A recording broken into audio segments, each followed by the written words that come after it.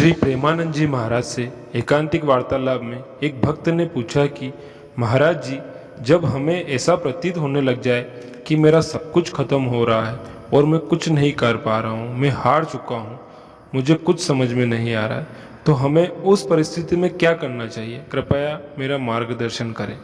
कुछ समय पहले की बात है। एक राजा के राज्य में एक विद्वान संत रहते थे। एक दिन संत अपने राजा से मिलने पहुँचे।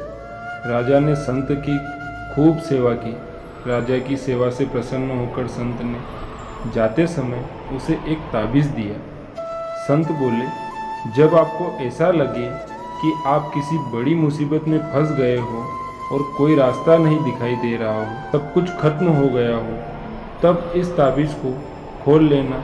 इसमें एक दिव्य मंत्र लिखा है, ये पढ़ लेना, लेकिन इसे बुरे समय में ही खोलना, ये बात ध्यान रखना। राजा ने ताबीज़ गले में पहन लिया। कुछ ही समय बाद पड़ोसी राजा ने राजा के राज्य पर आक्रमण कर दिया। शत्रु काफ़ी ज़्यादा थे, राजा अकेला था, इस वजह से उसकी सेना हार गई। किसी तरह राजा अपनी जान बचाकर जंगल में भाग गया। वह एक गुफा में छिप गया।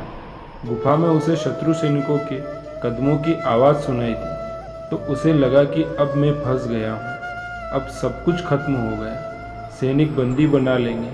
तभी उसे संत के ताबीज़ की याद आई। राजा ने तुरंत ही इस ताबीज़ को खोला और कागज़ निकाला। उस कागज़ पर लिखा था, ये समय भी निकल जाएगा। ये पढ़कर राजा को थोड़ा सुकून मिला। राजा ने कुछ समय पश्चात बाहर झांक कर देखा तो सैनिक उस जगह से काफ़ी दूर निकल गए थे। राजा तुरंत ही गुफा से बाहर निकला और अपने राज्य में पहुंच गया।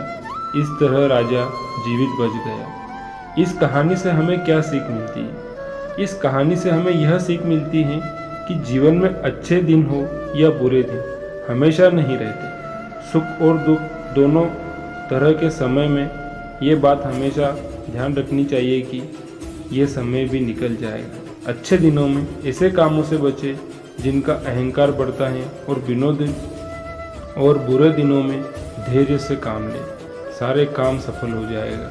ये ज़िंदगी है, इसमें सुख दुख आते जाते रहते हैं। हमें कभी भी नहीं घबराना चाहिए। हमें हमेशा सुख दुख का डट के सामना करना चाहिए।